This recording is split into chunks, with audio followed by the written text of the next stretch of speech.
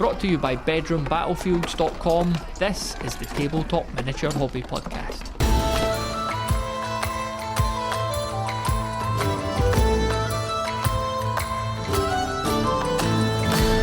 Hello and welcome to the Tabletop Miniature Hobby Podcast. It's Matthew with you here, and this episode is a re-roll from September 2021. This was one of the earliest conversations I had on the podcast. I don't think it's had the love it's deserved. Like, listening back to it there, I really did get a lot from it. It's with Robey Jenkins of Precinct Amiga. He's a games designer, a games writer. He created the Horizon Wars games series and runs the Precinct Amiga news and game design podcast. Seems to currently be on hiatus, but a really good show, and I certainly learned a lot from it when I was listening through his episodes, when that show was active, and hopefully we see that coming back again in future. So yeah, like I say, this is just a brilliant conversation. He's a very insightful, very eloquent guy, lots of great thoughts, and I just found it extremely insightful to listen back to it, so I'm sure you'll enjoy it as well, whether you heard it first time around or whether this is your first time being newer to the show. So let's get into it. I kicked things off by asking Robey, what factors into someone going from a player of games, an enjoyer of games, to someone who actually starts to write, design and create their own systems? Here's what he had to say. I think, and I've had a real opportunity through my own podcast to speak to some great game designers, names that will be both familiar to your audience, people like Gav Thorpe, Jake Thornton, you've probably heard of, and people that they may not have. Someone like Ivan Sorensen, who's the author of 5 Parsecs from Home, which is a new release from Modiphius Entertainment, although it's been kicking around for a while. And you notice that there tend to be some common themes amongst gamers who end up writing rules. And one of those themes is we're not that great at playing the games. In that we enjoy miniatures games and we love the experience of playing miniatures games, but we win surprisingly infrequently. Perhaps because we're more interested and invested in the mechanics of the process of the game than we are in trying to find the edges of the game to exploit for victory. So that's something which I've certainly noticed, is that there is a tendency amongst game writers to themselves not be very good at playing. One notable exception, I should say, is Alessio Cavatore, who was an outstanding Warhammer player before he actually turned to the dark side and became a writer as well. Tell us a wee bit about the games that you're known for, the games that you work on at the moment and have out there for sale to the public. I am best known for a game which has now become a small series of games called Horizon Wars. So I wrote Horizon Wars back in, I kind of originally wrote Horizon Wars around 2010, but it was a long process until it was formally published in the form now known as Horizon Wars by Osprey Games in 2016. And that was a big deal for me, getting picked up by a publisher, and that did represent my sort of my credibility as a writer taking several steps forwards. But it definitely wasn't a life-changing experience in the sense that I could give up the day job and focus on writing rules by any means. That was to come later. And that came about less from the fact that I thought I could make a living than the fact that I had a fortunate combination of circumstances. I had stepped away from a full-time permanent role. I had started doing short-term contracts and consulting, and then the pandemic came along. And even before the pandemic started, after it had started, but before lockdown first gripped the UK, I had decided to take time off from consulting to focus on writing and publishing rules to see how well I could do. And at that point, I decided to release a set of rules that I had been working on for some time, which was a follow-up to Horizon Wars called Horizon Wars Zero Dark. Now, the original Horizon Wars rules was basically a 6 mil battle game. So it was 6 mil sci-fi. So it was war mechs and tanks and infantry and aircraft and all in the sort of the... Warhammer players will be familiar with things like Epic 40k. Others might be familiar with BattleTech. It was in that kind of genre and region that it was aiming. But I wrote a fairly lengthy, albeit somewhat off-the-cuff setting for that game, primarily because I think Phil Smith at Osprey asked me to, or possibly I suggested that it might be a good idea and he agreed. So I wrote that quite hurriedly. But it was a reasonably interesting setting, and it had some interesting threads in it that I wanted to tug at in a bit more detail. So I wrote Zero Dark as a follow-up there's broadly the same mechanics as Horizon Wars, but reapplied to a 28mm skirmish game. And that was a more special forces focused skirmish game set with a little bit more focus. Horizon Wars had like a 500-year timeline, and this was a focus in a 25-year window within that timeline, which explored some mysteries and questions that I had left intentionally unanswered in the original book, and to be honest, didn't actually particularly answer them, but it certainly gave those mysteries a bit more attention.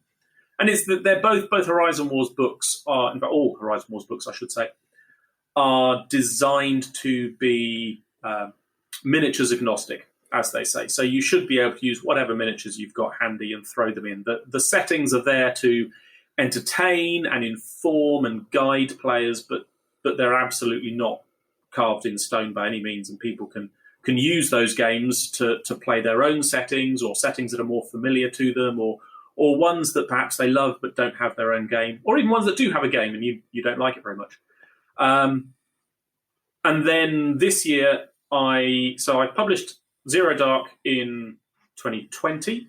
I followed that up with a supplement for Zero Dark towards the end of 2020, which is called Operation Nemesis. And then this year I published what's effectively the third Horizon Wars game, which is Horizon Wars Infinite Dark, which is a spaceship combat game. So again, similar mechanics, but reapplied to spaceship combat. And those are my three main games at the moment. But there's some more stuff coming down the pipe, which we might get to talk about later. Sure, yeah. With the miniature agnostic games, as we call them, so you've created worlds, you've created stories for the player to go and play in with their own miniatures. Some miniature agnostic games that I play, we've got a Song of Blades and Heroes and good. Open Combat. I like them both. And they take that approach of, go and play in whatever world you want, whether that is a Warhammer world or your own made-up world or whatever. Do you find that, in your experience, the more miniature agnostic games provide you with the loose outline of a universe, or do they more do the thing of just, have at it, here's the rules, make the world? It's really depends on what you're pointing at when you ask the question. So some games most miniatures agnostic games provide at least the vaguest outline of a setting. A few, Open Combat is a good example. A Song of Blades and Heroes make no effort to provide a setting for their game whatsoever. I think Horizon Wars does more than many miniatures agnostic games in terms of providing a setting. That wasn't like a commercial decision that I made directly. It was partly informed by the fact that I am a many, many times failed author in terms of writing fiction. So I've got many, many stories in my head that I've tried to write and have failed over and over again. So this was like a substitute novel attempt for me to be able to write the setting without having to worry about writing an actual, the characters and a person-driven plot and stuff. But there was also demand, mildly.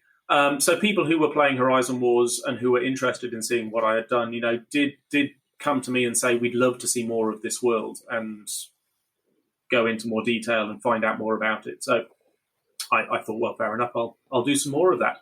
And it also, I have found talking to people that a lot of people who play our games, they love reading. They love reading stories. So even if they've got, stories of their own, they want to play games set in the Dune universe or in the Honor Harrington universe or whatever it might be, they still like reading other people's stories.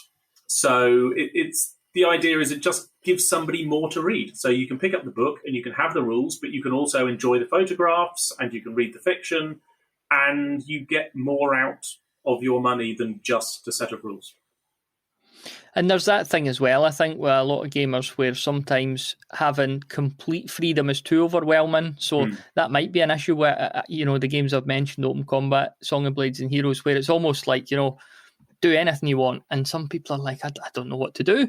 Whereas if you're providing a bit of direction, there's this force, there's a tension here, here's the universe, you've got a lot of freedom, but this is the gist of it, if you like. And then that can maybe get the creative juices flowing in people, because they start to think, well, I've got these miniatures, they sound a lot like these guys that you're talking about here. And so it could... There's a game called Star Breach that does a very, very good job of that, in that Star Breach has a very, very light universe, but in the rules it describes the different factions that you can choose from, and it's very easy to read those factions and see in the descriptions existing ranges of miniatures that people can expect to already have in their collections, and go, oh yeah, I can see that is going to be this set of miniatures and that's going to be this set of miniatures. Even though the language is very careful not to impinge on anybody's intellectual property, anybody who's got a reasonable miniatures collection from any sci-fi setting is going to go, oh yeah, I can see which minis I'm going to use for that faction. It's fine. Suddenly, and that's quite a good way to approach it. Far future.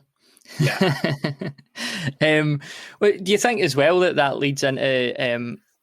if we think of the classic pitched battle versus the scenario, so if you're providing a story world, it might be a lot easier to do that campaign. Whereas, again, I've had games with folk in the past where we have just put a couple of war bands together and we've played and it's been fun, but then you think, well, what now? It's almost like putting the chess away. It's done. Yes. Yes, there is always a case, and that is... in a way, it's not even sort of pitched battle versus scenario. It's that sense of participating in an ongoing narrative, even if your game isn't going to have any influence on it. And obviously everybody loves it when they do have games that do have influence, and everybody starts messing with the algorithm. But it is nice to, when you throw down and you're going, yes, this is a battle of Necrons versus Blood Angels, if you want to go 40k. And as players of those factions, that those factions have got history. They've got a narrative. This interaction that you're about to have is part of something bigger. Even though it's not going to influence it, even if it's not going to have any payback, it still confers to it some quality of significance in what you're doing, rather than just, I roll dice and move toy soldiers, you roll dice and move toy soldiers, and in the end we decide one of us has won, which is very boring. As a rules writer, how much of your actual writing takes place at the computer? How much of the coming up with stuff, is you sitting putting words on paper, or how much of that is happening in your everyday life? It's an interesting process, and different writers have got different processes. I'm currently trying to make a video series on YouTube. I'm 2 episodes in, with a third one, which I'll be probably doing early next week. Trying to look at the common factors of those processes that I think most designers share. I tend to start the design process with just a notebook, scribbling pictures and diagrams and calculations and noting down ideas. And then that notebook tends to move to the game table, where I'll put out either some counters or some miniatures, I'll roll some dice, turn some cards, whatever it might be, to try and get a feel for how my early ideas actually work and feel as an experience. But I won't go too far down that level before I start turning to the laptop and start trying to write it down. And the reason for that is, it's a funny thing, but I think every wargame player has experienced this, that you can have a really straightforward rule that you can understand. Once you see it on the tabletop, you can understand it immediately, you can grok it, you can apply it, you understand the ins and outs of it. But when you see it written down on the page, it can take 2.5 pages to explain the rule, even though in practice it's straightforward.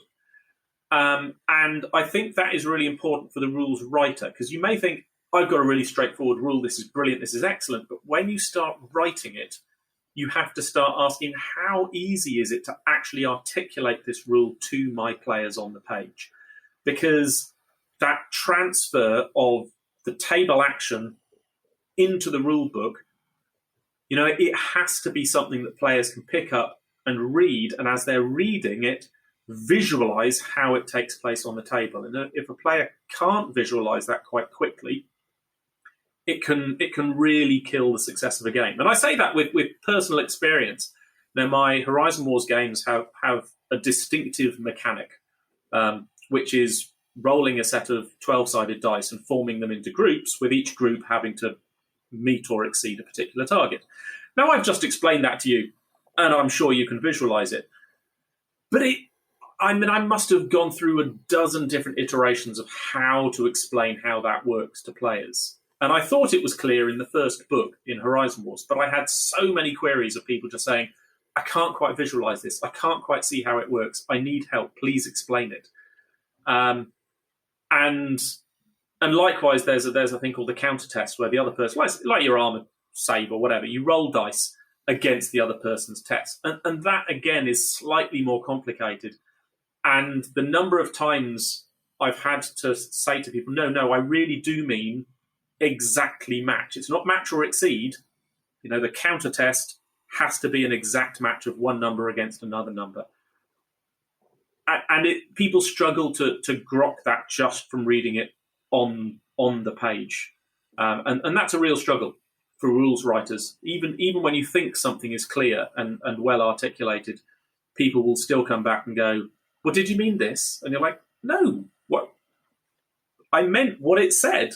But rules readers are they've always got the game they play in their heads when they're reading a game that they're learning. And when those two things are not the same, it leads to collisions. Something I'm curious about, because I'm somebody who every time I pick up a new rule book, I'm always like, oh, I'm surprised at that. I never thought of that. That's really clever. But are there only so many game rule variations? And like, is there any point in owning more than a handful of miniature games? Well, obviously I am biased, because I think you should always buy new rule books, because that's how I make a living.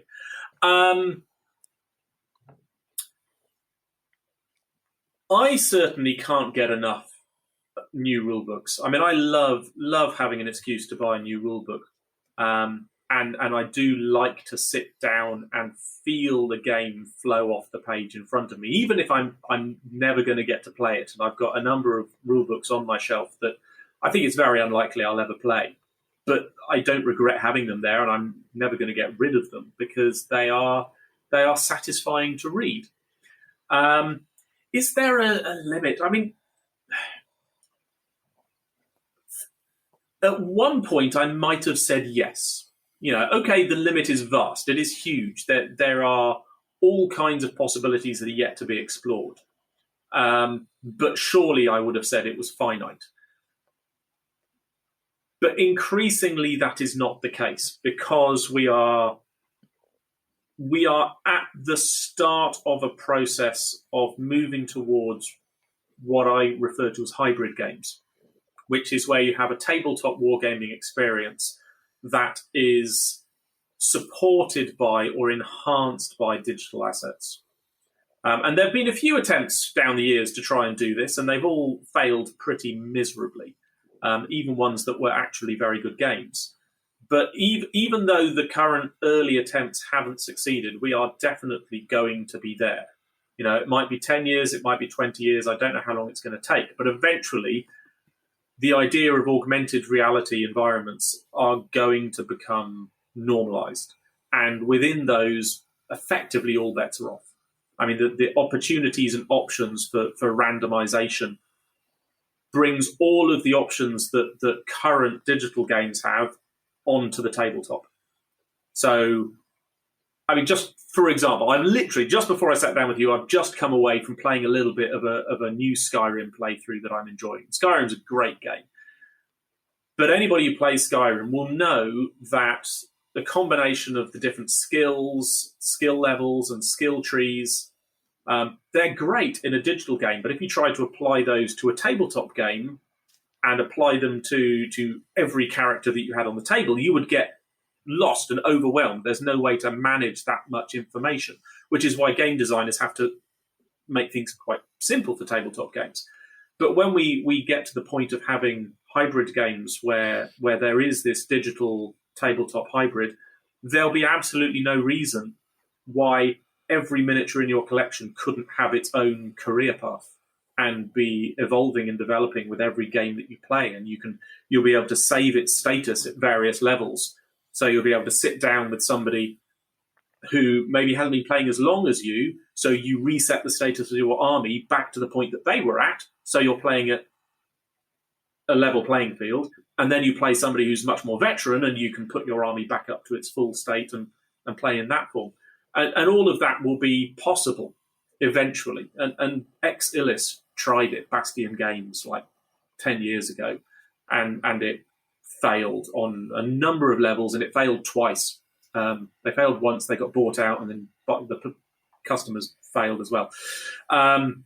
But even though they weren't ready, even though people didn't have that level of technology in their lives at that time to feel comfortable with that, eventually we're going to be there. And then there is no end to what designers are going to be able to do with tabletop games. Do you think the pros with something like that outweigh the cons? I mean, I could argue that we're already a bit overwhelmed with technology in our lives, and this hobby is kind of one last bastion of analog where you can leave the phones at the door. That is definitely true, and I think that will certainly be true for a generation of wargamers that might include us.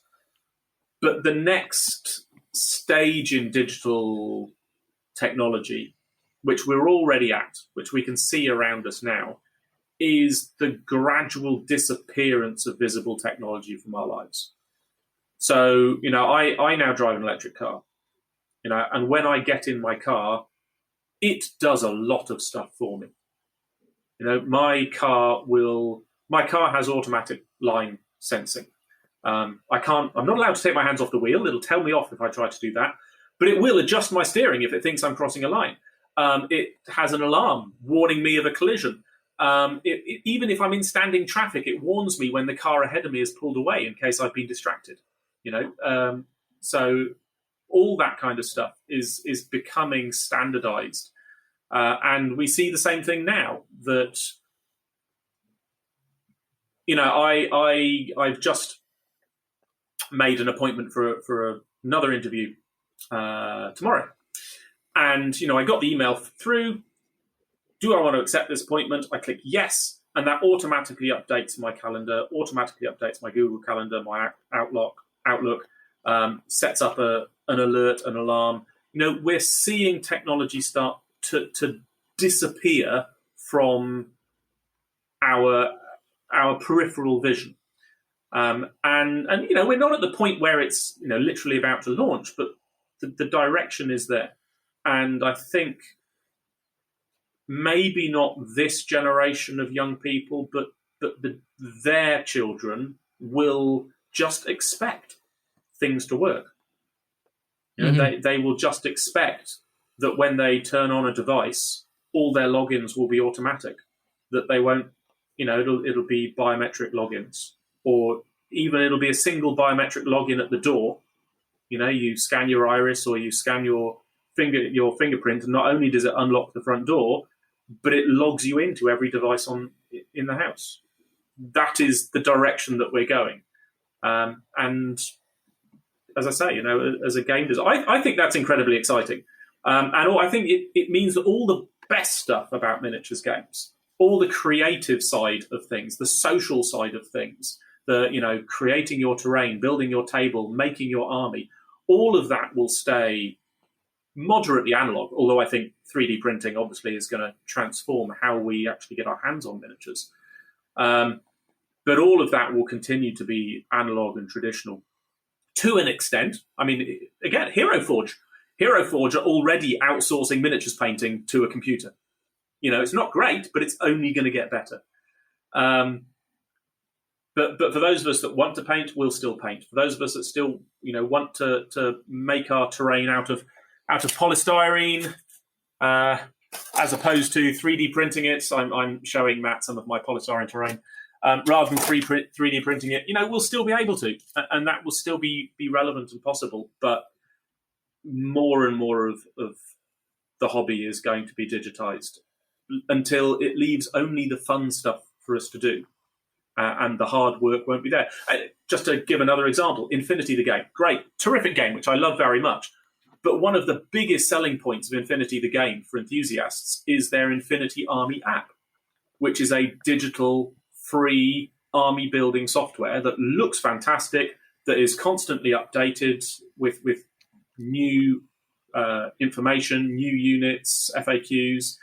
And it is so easy to open up the app and build a 300-point army in 10 minutes based on whatever you've got in your box. You barely need to turn up to a tournament with a written army, even though you do. But even that, you write your army on the app, you can export that army and email it to the tournament organizer, and job's done. All of that is being exported, and people respond well to it. It's making stuff easier and more fun. Yeah, as long as when Skynet go rogue, we could still sit down and have a nice game of Blood Bowl in the sewers. Yeah. Well, and to be, I'm old enough that I can. This was in White Dwarf years ago, but back at I can't remember which Gulf War it was. I think it might even have been the first one, or it might have been the second one. But there was a photo in White Dwarf of two soldiers playing Warhammer 40,000 with a whole load of rocks. They just collected rocks of different colours and written Land Raider on the big rock and gone like, that's my Land Raider, and Marine on a rock, and that's my Marine. And they played. So when the post-apocalypse arrives, we can still play 40k with knuckle bones and rocks. It's fine. What are some of your favourite game mechanics you've come across in your time? Well, I immediately have to go straight back to Infinity the game with their automatic reaction order. That's a great mechanic. Are you familiar with it? No, never played it. So it's in many ways it's a very straightforward system, but it's one of these systems that exactly spoke to what I was talking about before. When they wrote it down, people didn't understand. And it wasn't until the Beasts of War guys made a series of videos illustrating the mechanics that people went, oh, I understand. The way it works is to achieve something, it's very straightforward. You have to roll equal to or under a target number on a D20. Right? Straightforward. So you work out your target is 14, say. So in order to hit that target, you have to roll 14 or less on a D20. Simple.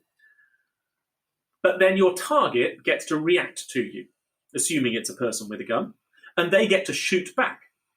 And to shoot back, they also roll a d20, and they are also trying to roll equal to or under a target number that may be the same or different from yours. Let's say it's 11 to shoot back. So I'm looking to roll equal to or under 11 in reaction to your roll equal to or under 14. Now, which one of us succeeds depends on which one of us rolls under our target number, but higher than the other person. So if I roll a 10, I've rolled equal to or under my reaction roll, but you've rolled a 12, you've rolled higher than me, and you've still rolled under your target number, so you win. Mm-hmm. Then they add on an extra little layer of complexity because they have critical hits. So if you need to roll 14 or higher to hit me, I need to roll 11 or higher to hit back. Now, you roll a 13, which is a good roll, but I rolled an 11. Now, 11 is less than 13, but it is exactly the number I needed. Therefore, I get a crit, even though it's lower than you, and I beat your hit. And it summons up this image of, two soldiers who are aware of each other across the battlefield. One has the initiative and they're moving to fire. but the other one is trying to beat them to the punch, and which one gets their shot down first. And generally speaking, the person who's got the initiative, whose turn it is, has the advantage. Not always, but usually they have the advantage. But you can never be certain that you're not going to get critted by your opponent. And that provides a really sort of tense, dramatic quality to any dice exchange in Infinity, the game, that I think is its greatest feature. It's not a perfect game. I haven't yet read their 4th edition rules, which I'm told have addressed some of the problems. But the 3rd edition wasn't a perfect game, but it had, amongst other things, it had that, which the game has always had. It's like the signature mechanic of Infinity, and that's a really good one. I do love that mechanic. Is there another mechanic? Is there anything that I wish I'd written? I mean, there are other mechanics that I like, but I would never have written. A good example is Jake Thornton's work on Dead Zone, 1st edition. Now, their 3rd edition has just been announced. I keep meaning to reach out to Jake to find out if he was involved in 3rd edition. I don't know. But the feature of Dead Zone is that movement is done on the basis of a grid, quite a large grid. So it's not a case of you count squares like in Dungeons and Dragons or something. It's actually, I'm moving from this quite large square to this quite large square. And so it's quite a large movement, and you've got a lot of freedom as to where you end up positioned in that square, but it makes movement very, very quick, very intuitive, leaves a lot of freedom for the player to interpret the context of the tabletop.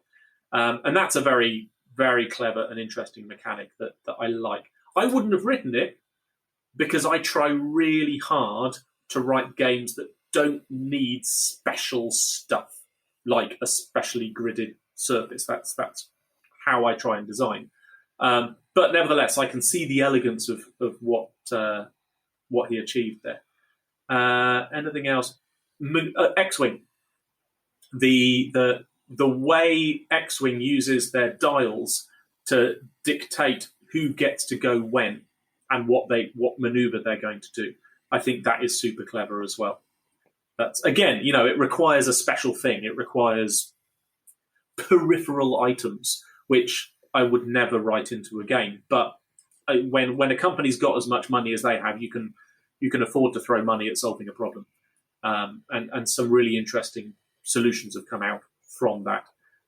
Blood Red Skies and their way of indicating advantage and disadvantage using a custom base is another example. It's clever, but it requires the company to throw money at the problem. As a rules writer, do you have a favourite mechanic of your own, or is that like trying to choose a favourite kid? Well, I mean, I am really, really pleased with that core Horizon Wars mechanic that I mentioned before, the roll d12s, roll a counter test. It's a mechanic that I really like and I'm very pleased with, and I think it really suits the Horizon Wars game. That said, I am now starting to move away for various reasons. I'm writing some games now that do not use that mechanic, and it's a bit of a relief in many ways. It's really nice to go back to brass tacks to try and work out something new and interesting and exciting. Our question of the month for August 2025 is, what's got your hobby juices flowing right now? What are you excited about? What are you painting, playing or planning for? There's nothing more motivating than hearing another hobbyist's enthusiasm, so please fill us in over at bedroombattlefields.com/voicemail, and I need them in by Friday the 29th of August. That's bedroombattlefields.com/voicemail, and now back to the show. Do you ever come across any mechanics that you feel are a bit overused? Like you pick up a new game and you look at it and you think, not this again. Like, is that a thing? Yeah. D6s. You're not a D6 fan, or?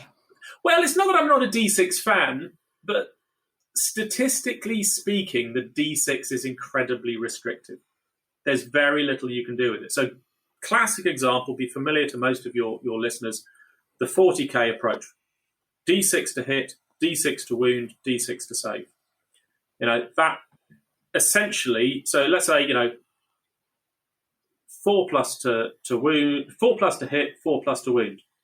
Okay, that's a 1 in 4 chance. You can't do a 1 in 4 chance on a d6. So to do a d6, you've got to roll the dice twice if you want a 25% outcome. Whereas a 25% outcome is a piece of cake on a d20 or a d100 or even a d8 can do a 25% outcome, but you can't do it on a d6. You've got to roll the dice twice. And then the other thing in that is it's a repetitive process. So you've got exactly the same mechanic to hit, to wound, to save. There's no real distinction in the experience. So you get that familiar experience. Somebody leans over the table, they drop a handful of dice on the table, they pick out all the ones that didn't hit, they pick them up again, they roll them again, they pick out all the ones that didn't wound, their opponent picks them up, rolls them again, pick out all the ones that didn't save. That's how many wins you got. Wow, really? Yeah. That. And I see that mechanic applied a lot in people who are looking to write their own games, whose only experience of games. And I put myself in this situation like 20 years ago, maybe 25. That your only experience of playing games revolves around that mechanic, and so that's the mechanic that you try and write a game for, because in your head that's how a war game works. There must be a very delicate balance between coming up with something fresh and unique and exciting versus not reinventing the wheel, because presumably there are a lot of things in games that it's like, well, you might as well just have this or that. Movement, is that a good example of that? Yeah, well, it's funny. The range of movement. Yes, and movement, funnily enough, that's going to be a large part of my next game design tutor video, is going to be looking at what I call the peripheral core of game design. So the peripheral core is stuff that you can't have a war game without it, but there's not a lot you can actually do to change it. And movement is the classic example of, well, you've got to move a miniature from A to B. What are your options? Either everybody has the same movement range, or everybody has a different movement range that becomes a stat, or you have a movement range that varies depending on the size of your base. But at the end of the day, miniature X can move Y inches. And there's not a lot you can do to make that more interesting. I mean, there's stuff. You can have them move quickly to give up the ability to shoot, and you can have them move slowly to gain some advantage in concealment. But at the end of the day, you're still just moving a piece of plastic or metal from point A to point B, and there's not a lot that can be done. That said, there are always people coming up with interesting ideas. I mentioned Jake and Dead Zone, good example, interesting way of doing it. There's another game which I've not played yet, I've not even bought the rules for yet, but one of my patrons brought it to my attention, which is called Rogue Planet. And Rogue Planet is a sci-fi game. Yeah, I've got the book. Yeah, Brent's Bibby, is that That's right? It. Yeah. One of Brent's, and it's played on a very small space. And basically, any miniature when it moves can move as far as you like. There is no restriction on movement. I think you have to end in cover. That's the only requirement, because the idea being that you don't stand in the open. That any activation involves what happens in the period between moving between this piece of cover and that piece of cover. And the further you move, the more might happen, but ultimately you can move as far as you like. Now, I think that is a really good example of somebody looking at how it's always been done and saying, why do we have to do it that way? Isn't there a more interesting, more simple way to do it that does away with tape measures, measuring sticks, even the need for a movement stat, all gone with one simple idea for a rule? Brilliant, a brilliant idea. Yeah, I think that's I haven't played it yet, haven't bought it yet, but it's a really good example of somebody going into the peripheral core and doing something different and imaginative. But generally speaking, all those things that sort of cluster around that, there's only so much you can do. Going to put you in a couple of scenarios now. The one I'll start with. So, one of your favourite game creators, one of your favourite games, they come to you and say, Robey, take our game and turn it into a solo game. So obviously it isn't a solo game already. What sort of things are you thinking about when you're tasked with that challenge? So what sort of solo game do they want to have? Because you can have a solo game where it essentially recreates the PvP experience, but the other side is controlled by a decision tree. So it would be exactly like playing against another player, a slightly dumb other player, but another player. Or you can have a solo game that uses the PvP mechanics, but does something different with it. So, for example, most miniature war games are symmetric games. In principle, both players have the same points or resources or whatever to draw upon. So generally speaking, the forces are about the same size. But in a solo game, you have the opportunity to go asymmetric. And it can go either way, depending on what kind of a game you want to have. But you can have a solo game where, an elite force is taking on a much, much larger force, for example. Then it makes more sense for a much larger force to behave in a more mechanistic decision tree style to an intuitive elite force. So it taps into the theme of the game. Alternatively, you could have some kind of solo game where the enemy isn't even present. I mean, if you're doing a sci-fi solo game, you could have a solo game where the enemy is like I can't remember what he's called. What's the game is the role play game is Paranoia. Is it Big Brother? It's not Big Brother. It's Big something. Big Eye, Brother Eye. It's Brother Eye in Paranoia, which is a role play game. And in that, it's a big disembodied computer voice, and actually it acts as the game master, so it's not your enemy. But you could easily have a solo miniatures game, sci-fi miniatures game, where the enemy is an artificial intelligence that has invested itself in your environment. So at every corner, you don't know when a building may come to life and start shooting at you, or burst into flames to attack you, or collapse, or something may shoot up from the subway. So you don't have a visible enemy. Your job as the solo game is just to survive, get from point A to point B, and not get killed by the artificial intelligence. So that's the kind of question I would be asking: is what experience do you want your players to have from a solo game? How narrative do you want it to be? How close do you just want it to be to the PvP experience? And most people, when they start thinking about a solo game, are trying to replicate the PvP experience, but with one person. And although you can do it, I think that ignores a lot of the potential of solo wargaming. I think solo wargaming has a lot of narrative exploitability that I mean, talking about stuff that hasn't been done in wargaming yet, solo wargaming has a lot of room to exploit. And I say solo, I'd love to see more people at clubs playing co-op wargaming. That would be something I would love to see, is more people sitting down at a table to play together and getting all of that social stuff that we get out of wargaming, but not actually fighting each other, but fighting together against a common foe of some sort. Yeah, it's an interesting point on like who you're fighting, because you're talking about opponents. That it's probable that the game, it's not, the opponents aren't going to be as clever as an actual human. So if you're fighting zombies or gene stealers, the sort of things that are just going to come at you, then it's probably easier to buy into that as a story. If your opponents are supposed to be highly trained soldiers and they're just distractedly turning into the nearest opponent, it's not super realistic, is it? So it could pull you out of it. But there are things you can do with it, and there are. When I've written solo games, as I say, I try to keep the stuff that players need as straightforward as possible, stuff that you can find anywhere. So I tend to, currently, the solo games that I've written are built around using a deck of playing cards, which gives you a number, which tells you which enemy is going to activate, and then a suit, which tells you what they're going to do, which is quite straightforward, but it is quite simplistic. There are other games that have got more money to throw at this kind of thing that can actually create a deck of cards with each card having its own instructions on for who is going to do what under what circumstances.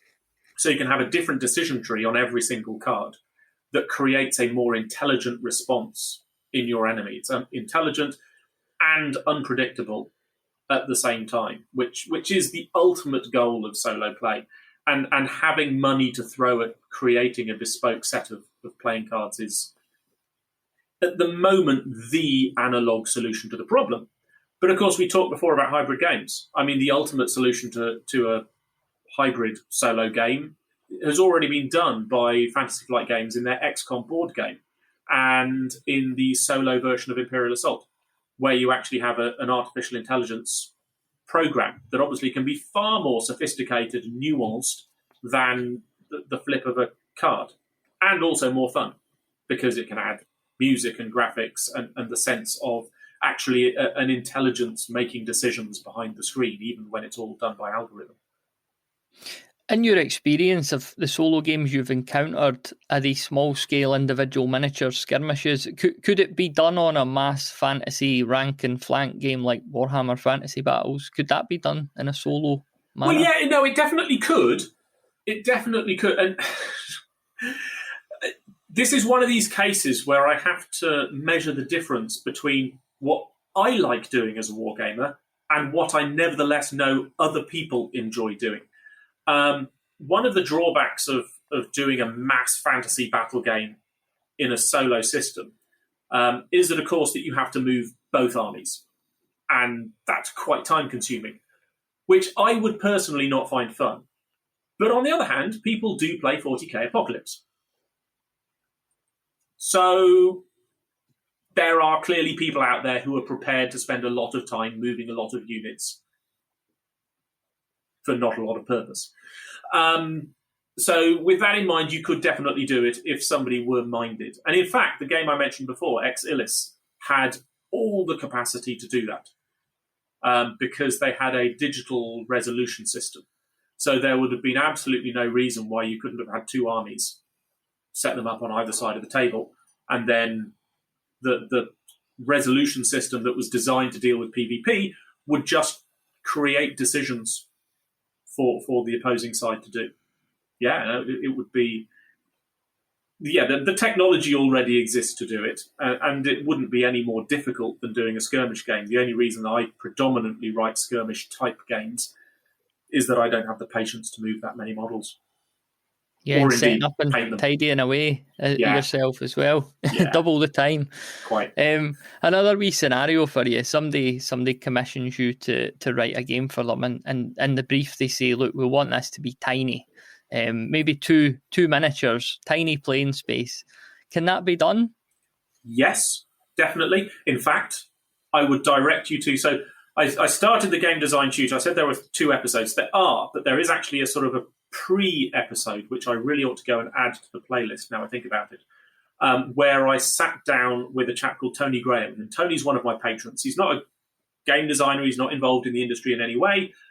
But Tony was looking forward to going, he's an American, he was looking forward to going and doing a bit of a national tour in his RV, as is something of an American obsession. And he was really keen to be able to keep miniatures wargaming while he was out there, but he only had these tiny tables that you get in an RV to play on. So he was trying to write a skirmish game that you could play on a piece of A4 paper.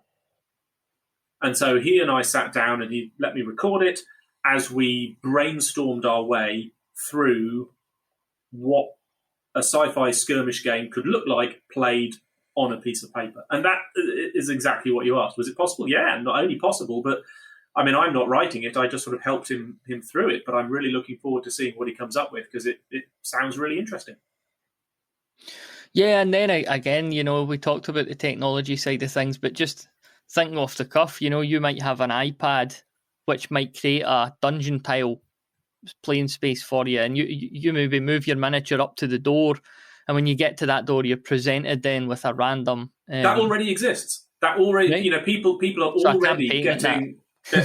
They're getting massive flat screen TVs fitted in coffee tables facing upwards with touch sensitive LCD screens that they do exactly that, and you can have random dungeon generators so that or you can have a GM who creates a dungeon in advance and uploads it, but as you move the miniatures, it senses where the miniatures are, and it just opens each door and shows you each room as you get to it. It's already exists. People are playing it. Imagine explaining that to the wife when that gets delivered. Like, we've got a new coffee table, but you're not allowed to put coffee on it.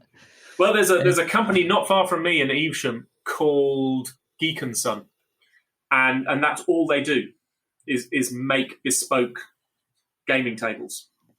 And they've been all around the world displaying their tables, and they sell them all over the world. They're all bespoke, all handmade. And one of the things they do is they make tables to fit these flat screens in. So, there are people out there with the kind of money to drop on that stuff right now, playing in our hobby. We've not talked about Games Workshop, and in your own podcast, I think you refer to them as the elephant in the room, but we could never ignore them for too long. The Lenten monolith. Yeah. I wanted to ask your opinion on this. So, like, to myself, Games Workshop seemed like all there was out there. I'm talking back in the mid-90s when I was a kid. Yeah.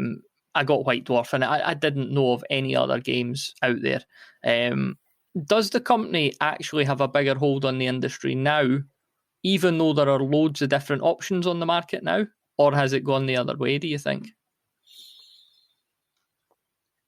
I think proportionally in the market, it's got a smaller hold than it did back in the late 80s, early 90s. The thing is, back then, without the internet to guide us and make us feel like part of this international community of wargamers, there were huge communities. I mean, things like in the States, you've got Historicon, which is a massive wargaming event. Thousands of people come every year for, I think is it 4 days, Historicon, something like that. And it's huge. And you will not see a single Games Workshop miniature in the entire place, because it's absolutely dedicated to historical wargaming.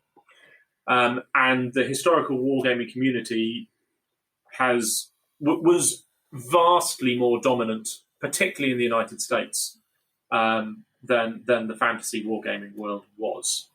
And it was only Games Workshop that really sort of brought wargaming into the mainstream in the 80s and 90s that grew the market. And with 2020 hindsight, it was a brilliant marketing strategy. It's hard to know how intentional it was. Whether Brian Ansell really knew what he was doing is another question. But they created a market from nothing. It's not like they were trying to get historical wargamers to come and play fantasy wargames. They saw that as a hard sell, so they created fantasy wargaming as a completely new market. They just invented it from whole cloth and drew in people like you and me that went, "Woo, yeah, fantastic!" And I found the appeal of fantasy wargaming irresistible, but I found the idea of historical wargaming incredibly dull. I had no interest. If somebody had said, "Oh, you like wargaming? Come and play come and play the Battle of Hastings with me, or come and play this section of Waterloo with me," I'd go, "No, that's boring. I want orcs and elves and magic and skeletons and space marines with massive explosions and thunderhawks swooping across the table." Even though they didn't exist as miniatures, that didn't mean it wasn't in my imagination. So that's what I wanted, and Games Workshop created that desire from nowhere. And so now, where we are in the 2020s, the current market for fantasy sci fiction wargaming is much, much bigger than it was.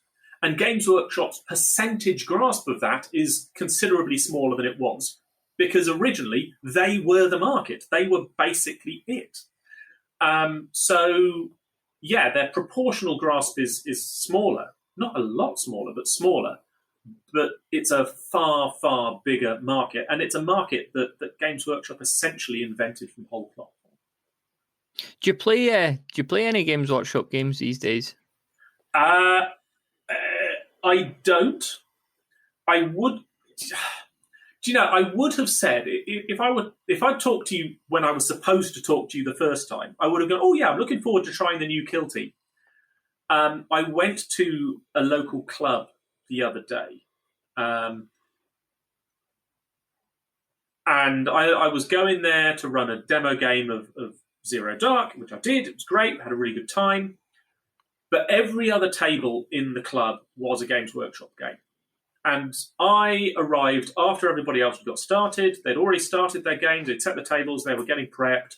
I started. I got my stuff out. I set up the game. I got the rules out, got the miniatures out, laid everything out, reminded myself of the scenario, caught the guy I was going to do a demo for. We sat down. We played through the demo, had a fantastic time. He really enjoyed it. I really enjoyed it. Finished, shook his hand, bid him a good evening, reset the table, turned around. Most of the other games were on turn 2. Mm-hmm. And every other game was a 40k game. Sorry, was a Games Workshop game.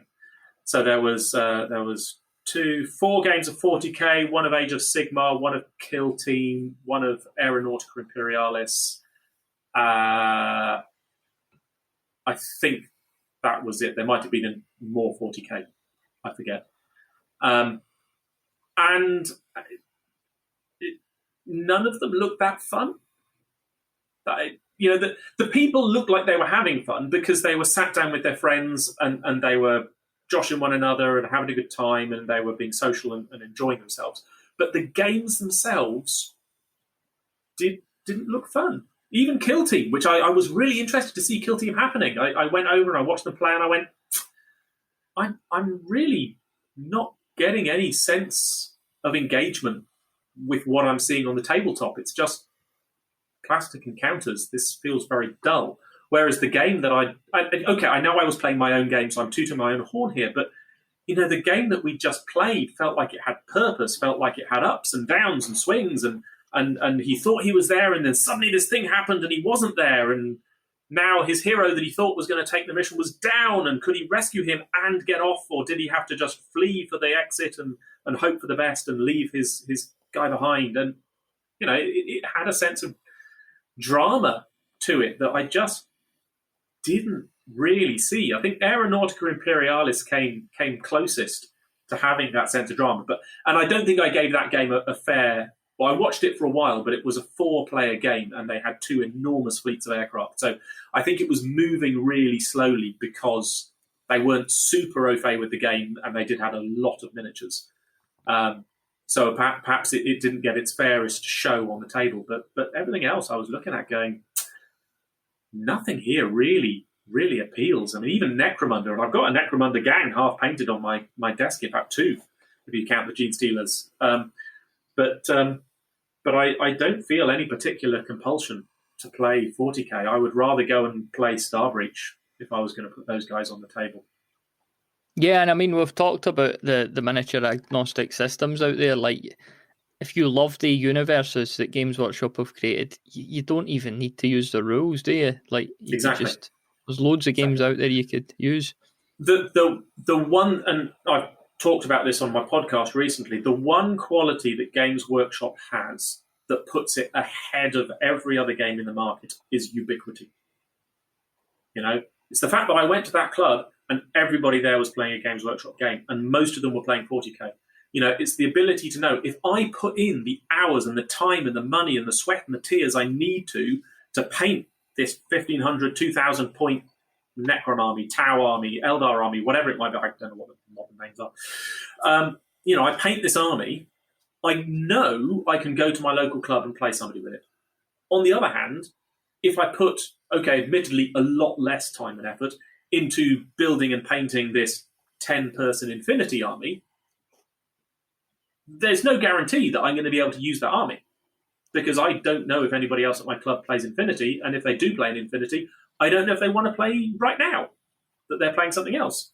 So that's the one thing that Games Workshop has in game design. Now, and I don't want to down talk, the quality of their setting or the quality of their miniatures or their customer service or their community engagement, all of which are top notch. But in terms of the quality of their game design, Kill Team represented a massive step forward for Games Workshop in design terms. It was an attempt to create something legitimately innovative.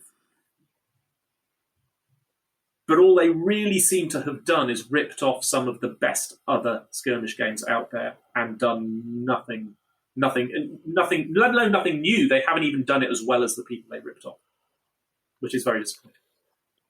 Yeah, and I suppose, like you're saying as well, it might be a lifestyle thing for people. Like if I had a chaotic schedule that was, one day was never the same as another one, I could go online and get a game of 40k probably any night of the week. But if if I'm suddenly like, anyone want to play Rogue Planet? I feel like, well, I've never heard of that. So yeah, Tumbleweed. So we're kicking on for an hour, Robey, so I'm going to let you go. I've really enjoyed it, so I want to get you back on for more of this good stuff. We've talked about your podcast, so if the listener wants to check it out, and they definitely should, because you bring us up to date with some news and analysis, but I really like your deep dives into the game mechanics and stuff, which we've had a small hint of in this episode. So where might they go about finding your show? Strictly my show is on Podbean. So if you go to precinctomega.podbean.com, you'll find my podcast. Where might they take a look at your games as well? I'm kind of ubiquitous social media-wise. So my games are sold through Wargame Vault, which is wargamevault.com, and you can just search for Precinct Omega there and it'll take you to my page. You can link to that as well through my website, which is precinctomega.co.uk. You can also find me on all the usual social media places as Precinct Omega. So I'm on Facebook, I'm on Twitter, I'm on Instagram, I'm on Pinterest, I'm on Reddit. It's all out there. But if you want to have a look at the games, the place is wargamevault.com.